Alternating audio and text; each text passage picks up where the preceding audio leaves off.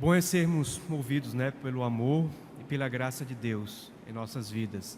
Estamos aí chegando em mais um final de ano, é um momento que a gente pode parar, Aliás, o tempo todo nós somos convidados a parar diante de Deus em oração, colocar as nossas vidas e os nossos corações diante do Senhor para estar sempre revendo, a nossa caminhada.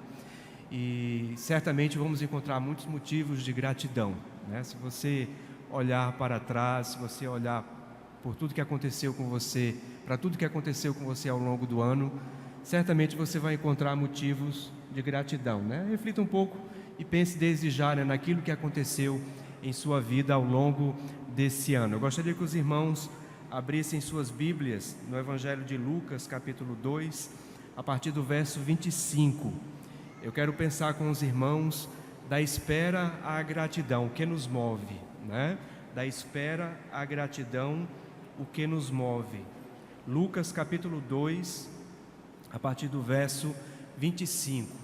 Vou me apropriar de um texto que comumente nós pregamos no período do Natal, Já passamos as festividades natalinas, mas é sempre tempo da gente pensar sobre o nascimento de Jesus Cristo e aquilo que ele repercute em nossas vidas, Lucas capítulo 25, capítulo 2, a partir do verso 25, diz assim: Havia em Jerusalém um homem chamado Simeão, homem este justo e piedoso que esperava a consolação de Israel.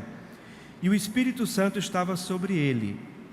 Revelara-lhe o Espírito Santo que não passaria pela morte antes de ver o Cristo do Senhor. Movido pelo Espírito, foi ao templo, e quando os pais trouxeram o menino Jesus para fazerem com ele o que a lei ordenava, Simeão o tomou nos braços e louvou a Deus, dizendo: Agora, Senhor, podes despedir em paz o teu servo, segundo a tua palavra, porque os meus olhos já viram a tua salvação, a qual preparaste diante de todos os povos, luz para a revelação aos gentios e para a glória do teu povo de Israel. E estava o pai e a mãe do menino admirados do que dele se dizia. Simeão os abençoou e disse a Maria, mãe do menino: Eis que este menino está destinado tanto para a ruína, como para o levantamento de muitos em Israel, e para ser alvo de contradição. Também uma espada traspassará a tua própria alma, para que se manifestem os pensamentos de muitos corações. Oremos nesse instante.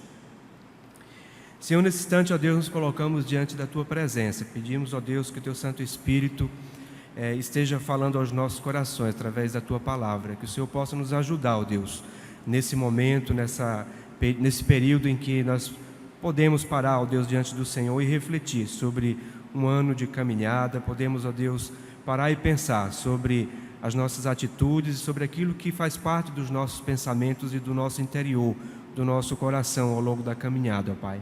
Por isso pedimos que o Senhor nos fale, que o Senhor esteja, ó Deus, conosco nesse instante. É esta oração que nós fazemos em nome de Jesus Cristo. Amém, Senhor. Muito bem, como eu disse inicialmente, gostaria de pensar com o irmão, da espera à gratidão. Esperar é algo muito difícil, sempre foi. Você, para esperar algo, você tem que ter uma motivação interior, É a mãe que espera 9 meses até o nascimento da criança, É o estudante do ensino médio que aguarda ansiosamente pelo momento do vestibular e se prepara para isso, As provas do Enem, tudo aquilo que compõe agora o sistema para entrar na universidade. É a pessoa que está desempregada e que aguarda uma oferta de emprego, uma situação em que ele possa participar de uma entrevista. Esperar não é fácil. Todos nós somos desafiados nos momentos de espera a desenvolver a paciência, a desenvolver aquilo que nos ajude a concretizar aquilo que nós esperamos, É o pai e a mãe que está orando pelo seu filho, orando para que ele tome um bom caminho. Tudo isso são coisas que mexem conosco e que nos fazem pensar sobre o desafio que é esperar. E esperar no tempo que nós vivemos ainda é mais desafiador do que algumas décadas passadas.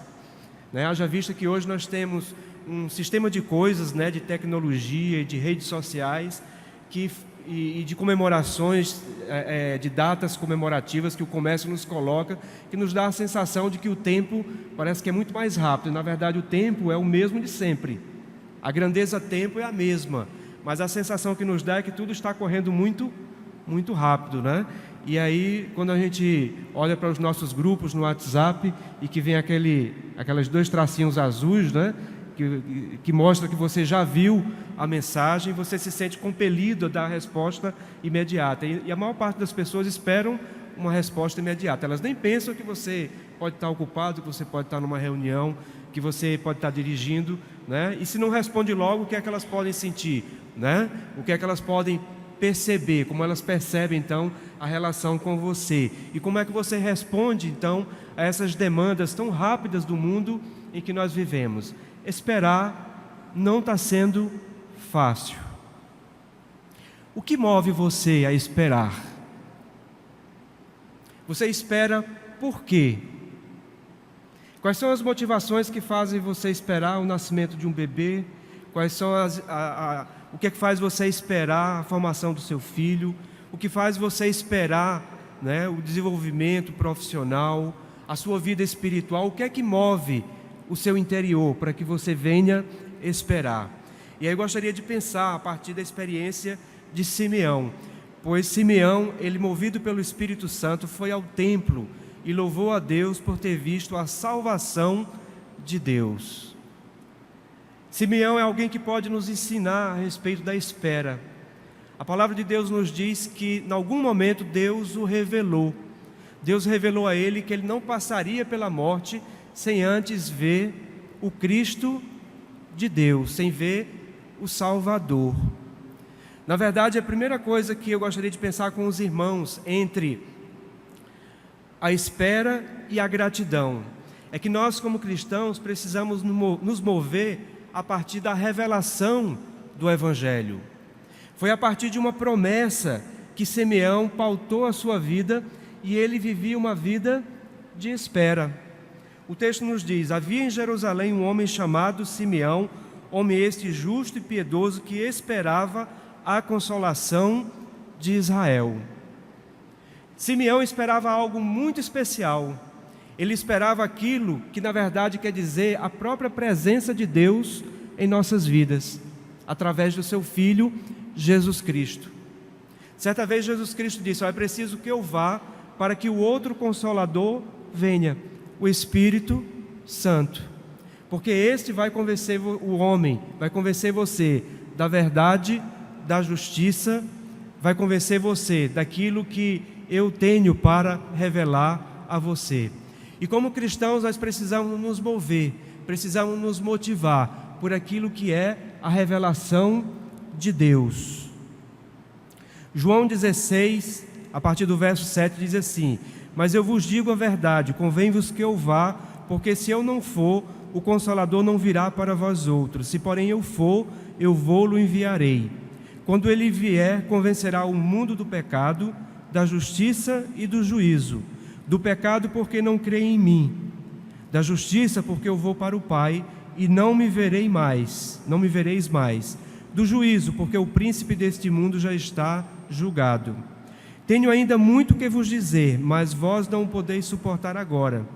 Quando vier, porém, o Espírito da verdade, ele vos guiará a toda a verdade, porque não falará por si mesmo, mas dirá tudo o que tiver ouvido e vos anunciará as coisas que hão de vir.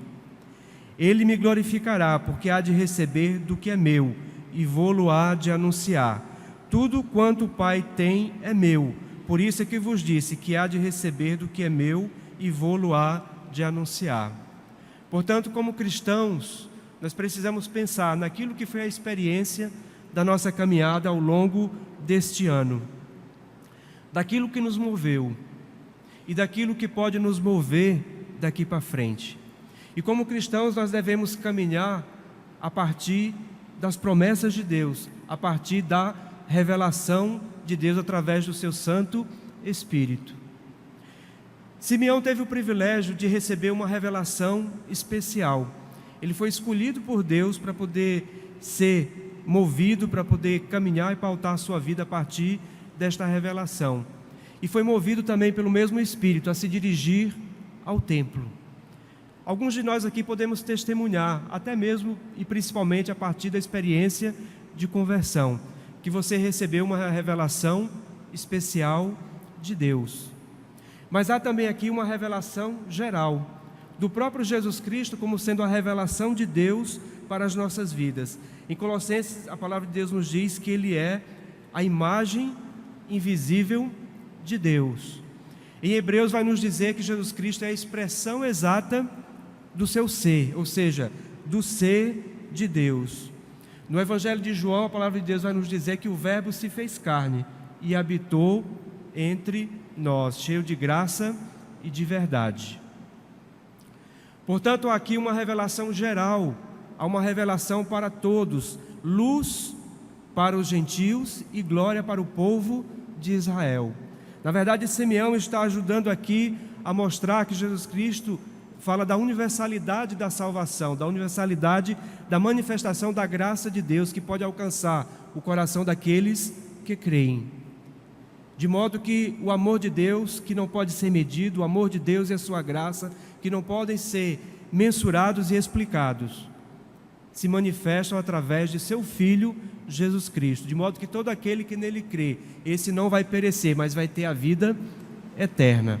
Mas esse amor e essa manifestação de Deus e essa revelação de Deus é para toda a humanidade. De modo que nós podemos sim nos aproximar e perceber, assim como Simeão, que ali estava o Cristo de Deus, o ungido, o escolhido. E movido então pela revelação e pela presença consoladora do Espírito Santo de Deus, Simeão pautou a sua vida. Simeão foi movido aí até o templo e ele agradeceu quando ele colocou o menino nos seus braços, e ele disse: Senhor, podes despedir em paz o teu servo, porque os meus olhos já viram a tua salvação. O que é que move você? O que é que nos move? O que é que nos moveu ao longo do ano de 2015? O que é que pode nos mover ao longo do ano de 2016? Na verdade, tudo que vier às nossas mãos, ou seja, a família, o trabalho, os estudos, o transitar pela cidade, tudo que vier às nossas mãos, nós devemos fazer conforme as nossas forças. Tudo isso devemos colocar diante do Senhor, para que através do seu Santo Espírito tudo possa fazer pleno sentido em Jesus Cristo.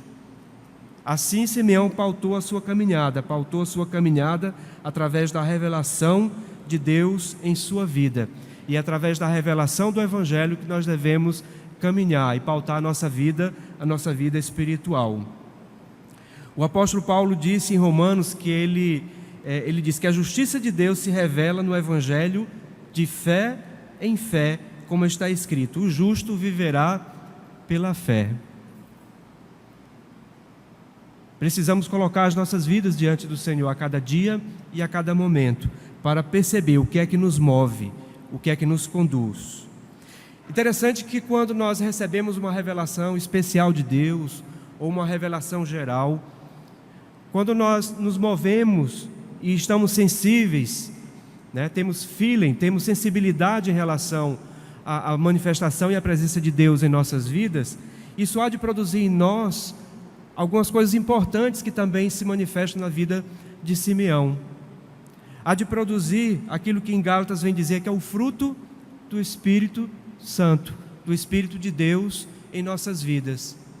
Na verdade, Simeão é alguém que se desenvolveu e pautou a sua vida na revelação de Deus, e isso foi importante para que ele trabalhasse o seu caráter. O texto nos diz que ele era o quê? Era um homem justo. E isso em nada se contradiz com a ideia de que só há um justo, que é Jesus Cristo. Mas é que nas suas ações, de um modo geral, Simeão era alguém que procurava se pautar pela justiça. Era alguém que procurava ser correto nos seus negócios, na sua vida, nos seus relacionamentos. Era alguém que, ao olhar para o outro e olhar para o próximo, ele era capaz de rever quando ele estava errando. Ele era capaz de ajustar a sua vida e os seus relacionamentos por causa do desenvolvimento do seu caráter. Ao quanto uma revelação de Deus e o quanto a presença de Deus pode nos ajudar a termos relacionamentos mais pautados pela justiça. O texto nos diz que ele era um homem justo, era um homem que esperava a consolação de Israel e que também era um homem piedoso. Na verdade, a piedade cristã é aquela que é capaz de se colocar diante do Senhor com reverência. Como diz as Escrituras, a sabedoria, o princípio da sabedoria é o temor a Deus. Na verdade, devemos nos portar diante do Senhor com respeito, com reverência. E isso deve pautar as nossas relações diante dos outros. Ele era um homem piedoso. Era alguém que provavelmente não, com certeza ele tinha hábitos religiosos saudáveis. Era alguém que costumeiramente ia ao templo, era alguém que procurava ir ao templo não por ir, mas porque ir ao templo para ele fazia sentido. Ele buscava ali a presença de Deus. Todas as nossas ações enquanto cristãos que participamos de uma igreja, seja vir ao templo, participar do grande ajuntamento, do culto, seja participar de um pequeno grupo, seja participar de uma escola bíblica, seja participar de um coro, seja servir na recepção, no estacionamento, no berçário, tudo deve ser nos pautar e nos mover através dessa revelação de Deus que nos conduz a uma vida piedosa, a uma vida que trata Deus com respeito, com temor.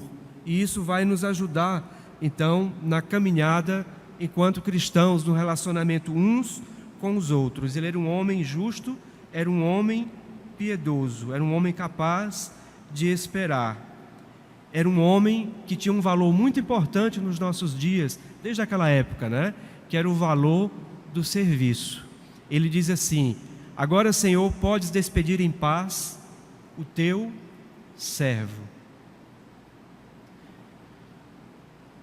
Às vezes pode parecer presunçoso, você se colocar diante de Deus e dizer: eu sou teu servo, ou diante das pessoas, eu sou um servo de Deus. Mas na raiz da palavra, ser servo quer dizer ser escravo. É como se nós, em vez de dizermos aqui: Senhor, eu sou teu servo, é dizer assim: Senhor, eu sou teu escravo. Em vez de dizer uns aos outros aqui, olha, Alberto, em vez de dizer eu sou teu servo, eu sou teu escravo. Isso há implicações muito importantes, porque isso vai nos ajudar a pautar a nossa vida e os nossos relacionamentos através da revelação de Deus, no relacionamento de uns para com os outros, através do serviço. O serviço é um valor, é isso que deve então nos mover. E ele humildemente é capaz de dizer: agora, Senhor, podes despedir em paz o teu servo. A revelação de Deus, o desenvolvimento do seu caráter, na verdade conduziu Simeão a ter um olhar e uma visão da vida de forma privilegiada e diferenciada. Ele foi capaz de ver a morte não como um desespero, mas como uma esperança. Aliás, até um desejo de libertação. Senhor, podes despedir em paz o teu servo. A morte passou a ser vista não como algo desesperador, não como algo que causasse medo, que causasse desespero, mas como algo em que para ele seria até uma libertação.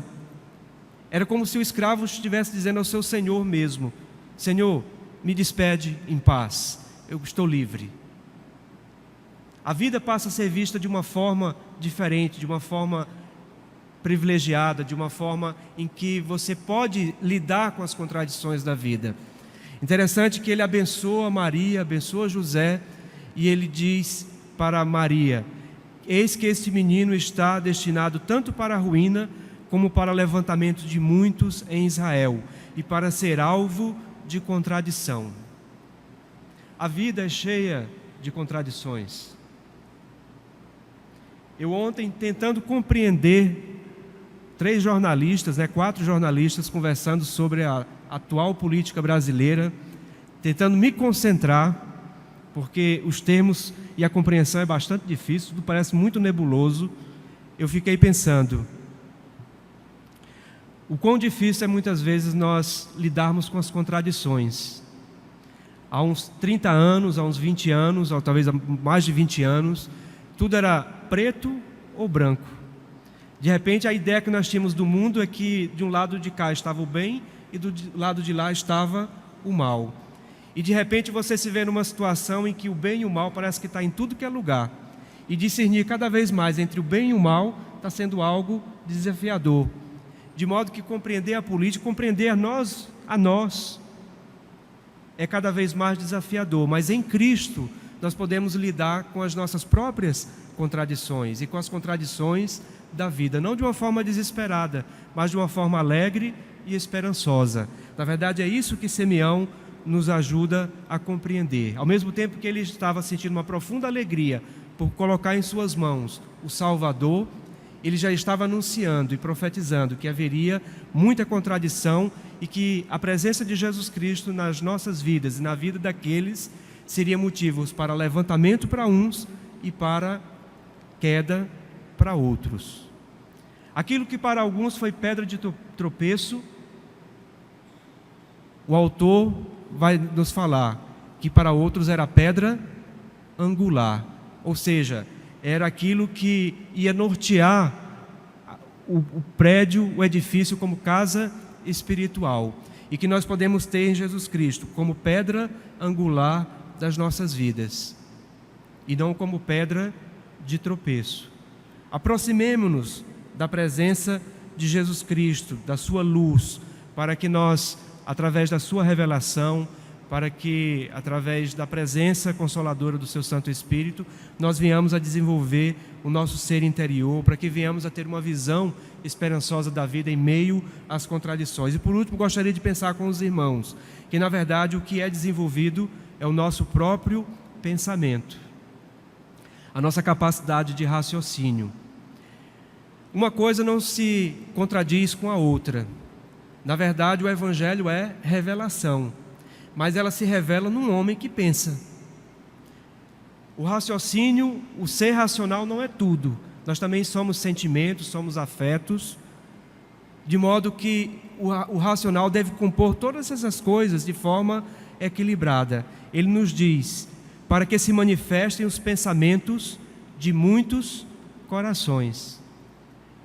Quando nós nos aproximamos de Cristo, nos aproximamos da sua palavra, nós nos confrontamos com os nossos próprios pensamentos, com aquilo que há de mal dentro de nós e aquilo que há de bom, para que venhamos deixar de lado aquilo que há de mal e para que desenvolvamos aquilo que há de bom. Por isso que lá em Gálatas diz: andai em espírito, não cumprireis com a concupiscência da carne, ou seja, com seus desejos desordenados. Mas em Cristo, no Espírito de Deus, nós podemos nos fortalecer e podemos desenvolver o nosso pensamento. O autor da carta aos Romanos diz que nós devemos nos apresentar a Deus, apresentar o nosso corpo como sacrifício vivo, santo e agradável a Deus, que é o quê? O culto racional. E nos diz: não vos conformeis com este mundo, mas transformai-vos pela renovação da vossa mente, do vosso pensamento. Esperar está sendo difícil porque o mundo que nós vivemos é um mundo irracional. É um mundo que dificulta você ter tempo para pensar, para poder dar uma resposta. O tempo todo somos levados a tomar decisões muito rápidas. Mas quando nós desenvolvemos o nosso pensamento, nós paramos. Epa, não é por aí. Eu preciso parar, pensar para poder agir. A palavra de Deus nos diz que a sua palavra é viva e eficaz, e é mais penetrante do que faca de dois gumes, capaz de dividir alma e espírito, juntas e medulas, e apta para discernir o quê? Pensamentos e propósitos do coração. E Filipenses 4:8 vai nos dizer: tudo que é verdadeiro, tudo que é respeitável, tudo que é justo, tudo que é puro, tudo que é amável, tudo que é de boa fama, se alguma virtude há e se algum louvor existe, seja isso o que ocupe o vosso pensamento.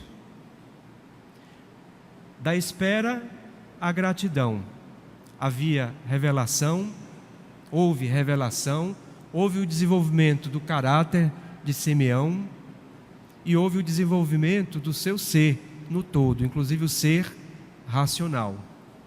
Que nós aproveitemos esse momento para pensar naquilo que fez parte da nossa história ao longo deste ano e que nós possamos colocar os nossos corações diante do Senhor em gratidão, assim como Simeão, que pegou aquela criança e disse: Senhor, tu podes despedir em paz o teu servo, porque os meus olhos já viram a tua salvação. Que isso então venha nos pautar na caminhada e pensar daquilo que passou e daquilo que podemos viver ao longo, no final deste ano e no ano que se aproxima de nós, com todas as contradições da vida, todos os desafios e todas as dificuldades. Que da espera à gratidão, nosso coração seja movido pela promessa do Senhor, da sua presença, seja movido então por um coração esperançoso que é capaz de ver a vida de modo melhor, de um modo livre, e que Deus então esteja nos abençoando. Amém. Oremos nesse instante. Senhor, nos colocamos diante da Tua presença, ó Pai, agradecidos por Tua bondade, agradecidos, ó Deus, pelo privilégio, ó Deus, de mais um ano de vida. Agradecidos, ó Deus, por cada dia de vida, Senhor. Agradecidos, ó Deus, pela graça e pelo amor que encontramos em Teu Filho Jesus Cristo. E aquieta, ó Deus, os nossos corações. Dá-nos, ó Deus, discernimento. Ajuda-nos, ó Deus, a fazer uma espera que seja proativa, que seja, ó Deus, no sentido de buscar a Tua presença.